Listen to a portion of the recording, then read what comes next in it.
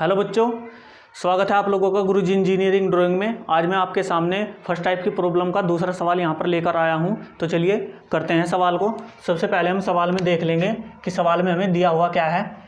यहाँ पर लिखा हुआ है एक सीमेंट कंक्रीट घन के तनन क्षेत्र में 1% प्रबलन डाला गया है। यानी कि यहाँ पर हमें परसेंटेज ऑफ स्टील का मान दिया हुआ है, ठीक है। और उसका खंड माप 250 mm गुणा 450 mm प्रभावी है, ठीक है। धरन का प्रतिरोध आघूर्ण ज्ञात करना है। तो ध्यान देने की बात यहाँ पर है, यहाँ पर हमें मोमेंट ऑफ रेसिस्टेंस ज्ञात करवा रहा है। इसलिए हम यहाँ पर जान लेंगे कि हमें फर्स्ट टाइप की प्रॉब्लम में जो स्टेप फॉलो करनी है वो सभी स्टेप हमें यहाँ पर फॉलो करनी होगी, ठीक है। यदि सिग्मा सी बी 5 न्यूटन पर mm², sigma S T 140 Newton पर mm² तथा m बराबर 18 है, तब हमें प्रतिरोध आघूर्ण का मान ज्ञात करना है। तो सबसे पहले जो भी हमें प्रश्न में दिया हुआ है उसे हम नोट कर लेते हैं, ठीक है। तो हमें दिया है धरन की चौड़ाई, ठीक है। धरन की चौड़ाई हमें दी हुई है 250 mm। धरन की प्रभावी गहराई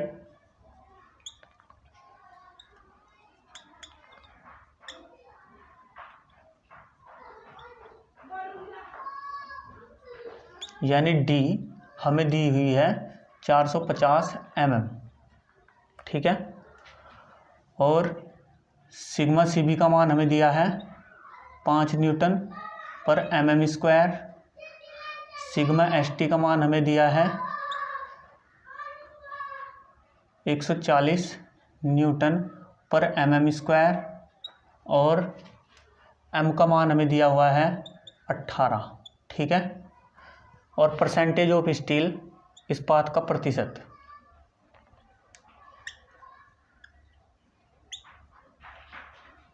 हमें दिया हुआ है 1%, ठीक है। तो ये मान हमें इस सवाल में दिए हुए हैं, इन्हें हमने लिख लिया है। तो अब हम जो फर्स्ट टाइप की प्रॉब्लम थी उसमें जो स्टेप है उन्हें फॉलो करते हैं। तो फर्स्ट स्टेप है आपकी क्रिटिकल एनए की, ठीक है।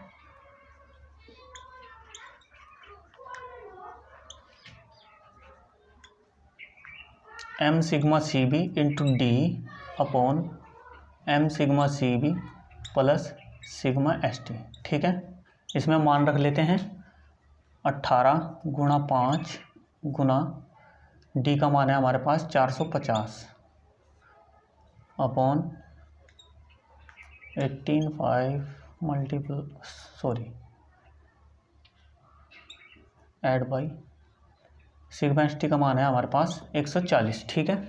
तो इसे कैलकुलेट कर लेते हैं। यहाँ से x का मान हमारा आ जाएगा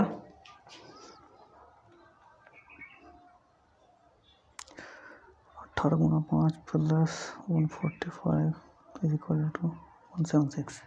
यह आ गया आपका 176 मिलीमीटर, ठीक है। तो यहाँ से हमें आपकी जो क्रिटिकल एन है उसका मान हमें पता चल चुका है। अब हम बात करते हैं, दूसरी स्टेप थी आपकी एक्चुअल एन की, ठीक है।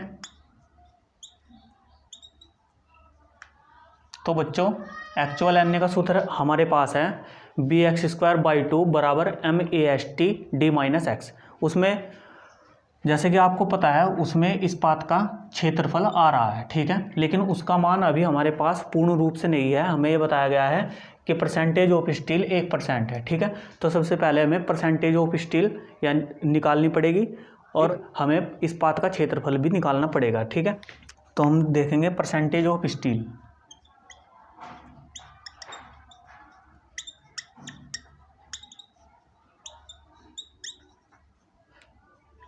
इसका सूत्र हमारे पास होता है इस्पात का क्षेत्रफल गुणा 100 अपॉन सेक्शन एरिया, ठीक है। यानी कि B गुणा D, ठीक है। तो यहाँ पर P का मान हमें दिया हुआ है 1 इज इक्वल टू AST का मान हमें निकालना है मल्टीप्लाई 100 डिवाइड बाई B का मान हमारे पास 250 है मल्टीप्लाई D का मान हमारे पास 450 है, ठीक है। तो यहाँ से इस पाथ का क्षेत्रफल निकाल लेते हैं। AST हो जाएगा 250 मल्टीप्लाई 450 डिवाइड बाई 100 ठीक है। तो AST का मान हमारा कितना आ गया, जो आपका इस पाथ का क्षेत्रफल है वो हमारे पास आ गया 1125 मिलीमीटर स्क्वायर। ठीक है। अब हम जो आपका सेकंड स्टेप है उसे लेकर चलेंगे। Second step actual NA। ठीक है। bx²/2 बराबर MAST d - x। ठीक है।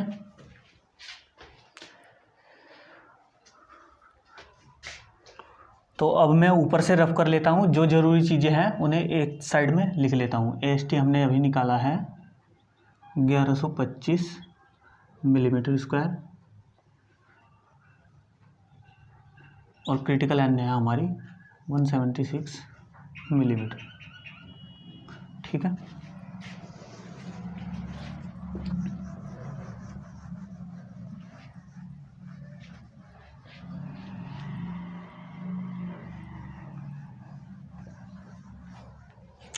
तो चलिए बच्चों, एक्चुअल NA का सूत्र हमारे पास ये है, इसमें हम ये सभी मान रख देते हैं। B का मान हमारे पास कितना है, B का मान है हमारे पास 250 x²/2 is equal to M का मान हमारे पास है 18 मल्टीप्लाई AST का मान अभी हमने निकाला है 1125 मल्टीप्लाई D का मान है हमारे पास 450 - x। ठीक है। इससे डिवाइड कर दो। 125 x² is equal to 18 multiply 1125 multiply 450 - x। ठीक है। 125 से इधर डिवाइड कर देते हैं। ठीक है। x² is equal to 18 multiply 125 450 - x। ठीक है। यहाँ से ये डिवाइड करके आपका आ जाएगा 162। ठीक है बच्चों, इसके अब हम अंदर गुणा कर देते हैं। 162 मल्टीप्लाई 450 माइनस 162x। ठीक है। इसे हम इधर ले आते हैं।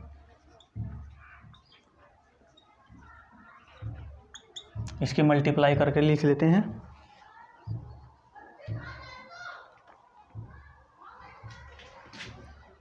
सेवन 900। ठीक है। तो ये आ गया आपका। ये देखिए यहाँ पर एक द्विघात समीकरण है। ठीक है। द्विघात समीकरण में हम श्रीधराचार्य का सूत्र भी लगा सकते हैं और कल मैंने आपको एक मेथड बताया था तो उसके अनुसार भी हम निकाल सकते हैं। ठीक है। तो वही मेथड मैं यहाँ पर यूज करूँगा।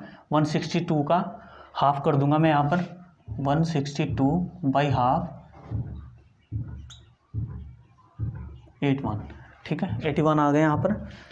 तो x + 81 whole square is equal to 81² + 72900। ठीक है।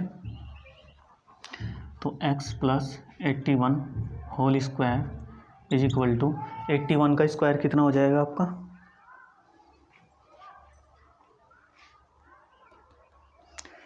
6561 + 72900। ठीक है। अब जो है मैं इस वर्ग को इधर भेज देता हूँ तो ये अंडर रूट में हो जाएगा सभी। ठीक है।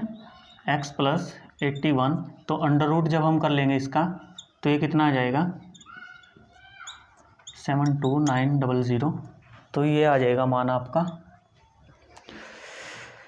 6561 + 72900 अंडर रूट, ये आ जाएगा आपका 281.88। ठीक है। माइनस अब यहाँ से ये 81 है, मैं इसे इधर भेज देता हूँ तो ये इधर जाके माइनस हो जाएगा तो ये हो जाएगा 81। ठीक है। तो यानी कि x का मान आपका आ गया 200.88 या लगभग आपका 201 मिलीमीटर। ठीक है। ये आपका एक्चुअल NA का मान यहाँ से निकल चुका है। ठीक है। देखिए अब सवाल में ध्यान देने की बात है कि आपका एक्चुअल एन और क्रिटिकल एन का मान हमारे पास आ चुका है, ठीक है।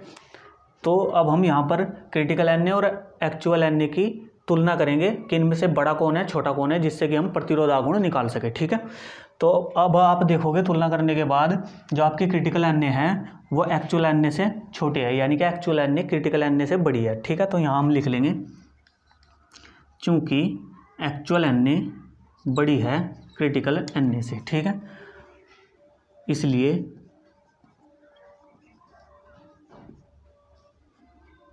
हमारा धरणखंड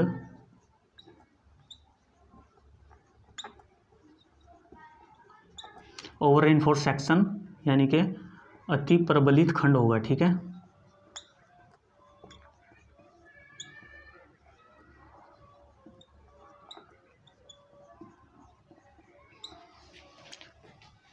एक्चुअल एन का मान हमारे पास आ चुका है 201 मिलीमीटर, ठीक है।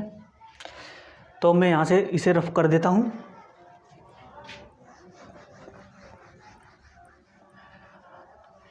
अब चूँकि आपकी जो एक्चुअल एन है और क्रिटिकल एन से हमें ये पता चल रहा है कि आपका जो धरणखंड है वो ओवर रेनफोर्स सेक्शन है, तो ओवर रेनफोर्स सेक्शन की कंडीशन में आपका जो प्रतिरोध आघूर्ण का सूत्र है, प्रतिरोध आघूर्ण, उसका सूत्र जो हमें यूज करना होगा वो ये होगा, ठीक है। MR is equal to BX sigma CB by 2 D minus x by 3।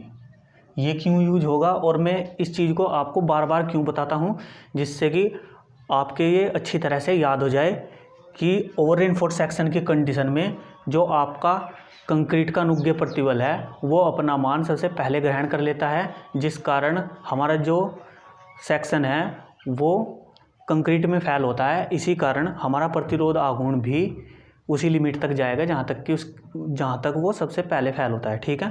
तो इसलिए हम सिग्मा CB के रूप में ही प्रतिरोध आघूर्ण का मान निकालते हैं, ठीक है। तो B का मान हमारे पास है 250 मल्टीप्लाई एक्स का जो मान लेंगे हम एक्चुअल एन और क्रिटिकल एन में से जो एक्चुअल एन है आपकी उसका मान ही हम यूज करेंगे, ठीक है। एक्चुअल एन है हमारे पास 201 मल्टीप्लाई सिग्मा CB का मान है हमारे पास 5 डिवाइड बाई 2, डी का मान है हमारे पास 450 माइनस एक्स का मान है हमारे पास 201 डिवाइड बाई 3, ठीक है। तो इसका मान हम कैलकुलेट कर लेते हैं।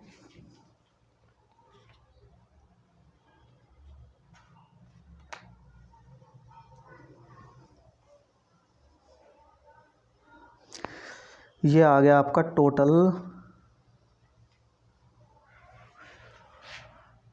48,114,375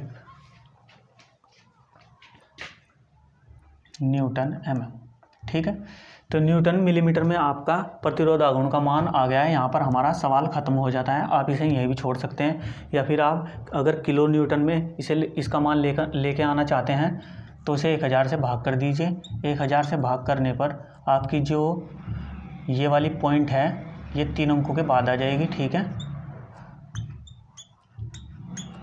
तो इसे हम लिख सकते हैं किलो न्यूटन मिलीमीटर, ठीक है। तो बच्चों आई होप ये सवाल आपकी समझ में बहुत ही अच्छी तरह से आ गया होगा। तो चलिए बढ़ते हैं अगले सवाल की ओर। तो चलिए बच्चों अब देखते हैं दूसरा सवाल। दूसरे सवाल में क्या पूछा गया हमसे, प्रबलित सीमेंट कंक्रीट का एक परिच्छेद 200 mm गुणा 400 mm प्रभावी है, ठीक है।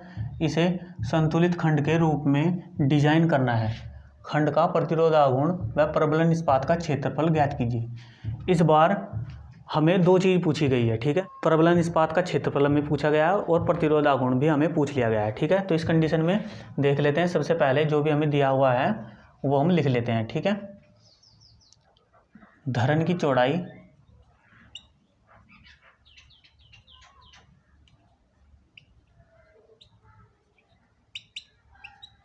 200 mm दी हुई है, ठीक है। धरन की प्रभावी गहराई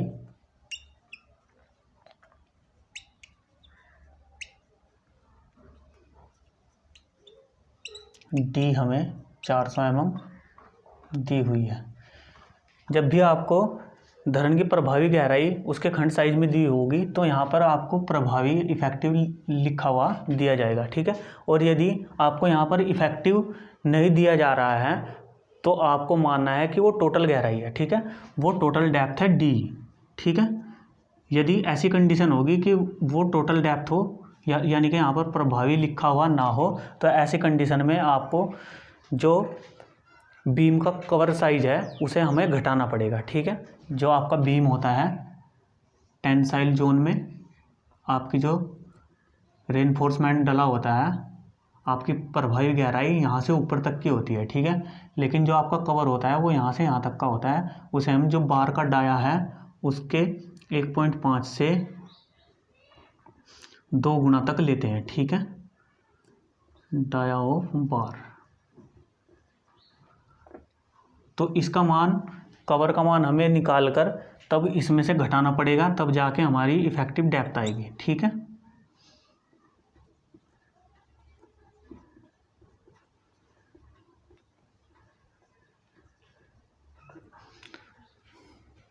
यदि आपको इफेक्टिव दिया हुआ है तो आप डायरेक्टली यहाँ पर प्रभावी गहराई लिख सकते हैं, ठीक है। तो यहाँ पर इफेक्टिव हमें दिया हुआ है इस सवाल में, इसलिए हमें ये सब करने की ज़रूरत नहीं है। आपकी जानकारी के लिए मैंने आपको बता दिया है। तो चलिए आगे बढ़ते हैं। इसे संतुलित खंड के रूप में डिजाइन करना है। ये बात आपको ध्यान देने की है कि जो प्रश्न में आपको कहा गया है कि आपको जो डिजाइन करना है वो बैलेंस सेक्शन के रूप में आपको डिजाइन करना है, ठीक है। खंड का प्रतिरोध आघूर्ण व प्रबलन इस्पात का क्षेत्रफल ज्ञात कीजिए। यदि हमें सिग्मा सीबी का मान ये दिया हुआ है, सिग्मा एसटी का मान ये दिया हुआ है और एम का मान ये दिया हुआ है, ठीक है, तो इन्हें लिखने की जरूरत नहीं है, यहाँ पर ये लिखे हुए हैं, ठीक है। तो चलिए आगे बढ़ते हैं। सबसे पहली स्टेप, फर्स्ट स्टेप, इसमें हमें करना है आपकी क्रिटिकल एन ए निकालनी है, ठीक है। Critical n a x is equal to m sigma C b into d upon m sigma C b plus sigma S t. M का मान 18 गुणा 5 गुणा डी का मान है हमारे पास 400 divide by 18 multiply 5 plus sigma S T है हमारे पास 140, ठीक है। ये हो गया आपका 230। तो इसे डिवाइड करके देख लेते हैं क्या आएगा। ये आ जाएगा आपका 156.52, ठीक है। तो आपकी जो है क्रिटिकल एन ए हमें यहाँ से प्राप्त हो चुकी है, ठीक है। तो अब हम आगे बढ़ते हैं। अब आप देखोगे कि अगर हम जो आपकी एक्चुअल एन ए है उसे अगर हम निकालेंगे तो हमें उसमें इस्पात का क्षेत्रफल चाहिए होगा, लेकिन हमारे पास इस्पात का क्षेत्रफल नहीं है, ठीक है। तो उसे अभी हम नहीं निकाल सकते। तो इस कंडीशन में हम क्या करेंगे, हम देखेंगे कि प्रश्न में हमें एक कोई ऐसी चीज़ क्या दी हुई है जिससे कि हमारा जो क्वेश्चन है आगे बढ़े, ठीक है। तो इसमें हमें दिया हुआ है इसे संतुलित खंड के रूप में डिजाइन करना है, यानी कि आपका जो बीम है उसे हमें बैलेंस सेक्शन के रूप में डिजाइन करना है। और बैलेंस सेक्शन कब होता है, जब आपकी एक्चुअल एन ए और क्रिटिकल एन ए दोनों बराबर हो, यानी कि इसमें हमें एक्चुअल एन ए का मान भी निकालने की ज़रूरत नहीं है, एक्चुअल एन ए का भी मान हमारे पास यही है, ठीक है। तो इतनी बात आपको समझ में आ गई होगी। तो परसेंटेज ऑफ स्टील इस्पात का क्षेत्रफल निकालने के लिए अब हम क्या करेंगे, जो आपका प्रतिरोध आघूर्ण होता है, ठीक है, प्रतिरोध आघूर्ण, उसके दो सूत्र होते हैं। एक होता है B x sigma C B by 2 D minus x by 3, ठीक है। दूसरा होता है M R is equal to sigma S T A S T D minus x by 3।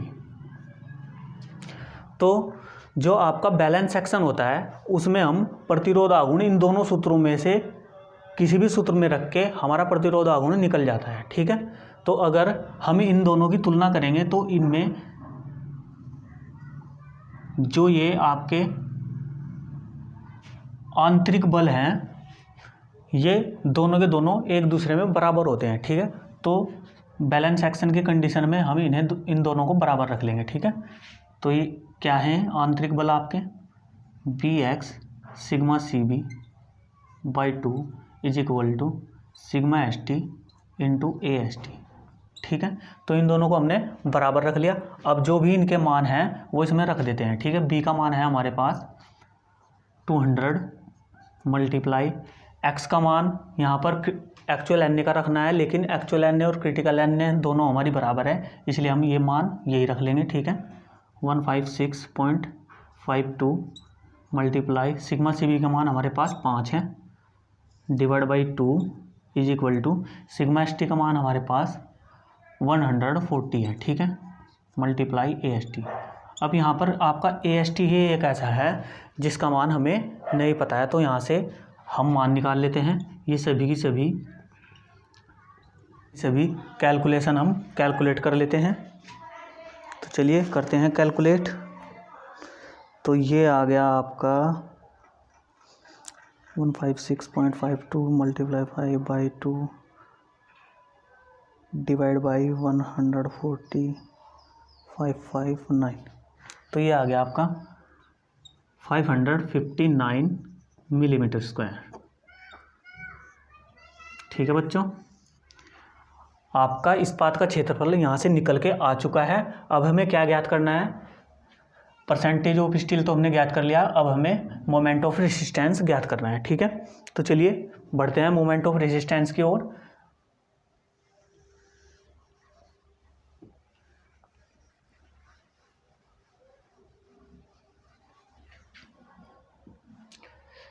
Moment of resistance,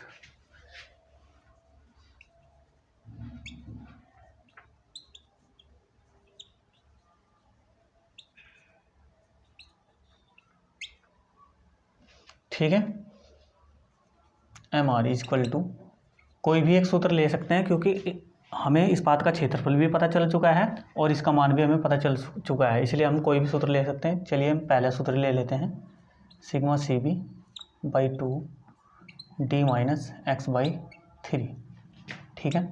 B का मान 200 मल्टीप्लाई x का मान 156.52 multiply 5 by 2, D का मान है हमारे पास 400 माइनस 156.52 बाई 3, ठीक है।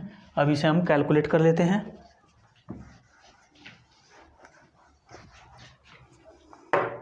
कैलकुलेट करने के बाद हमारे पास आ जाएगा 559 multiply 400 minus 156.52 divide by 3 is equal to 2722। ये आ गया आपका 27220 914.93 न्यूटन mm, ठीक है। तो न्यूटन मिलीमीटर में आपका प्रतिरोध आघूर्ण यहाँ पर हमें प्राप्त हो चुका है, ठीक है। इसे अगर हम किलो न्यूटन मिलीमीटर में लेके आएंगे तो ये पॉइंट हम 3 अंकों तक बढ़ा देंगे, ठीक है। 27220.91493 किलो न्यूटन मिलीमीटर, ठीक है।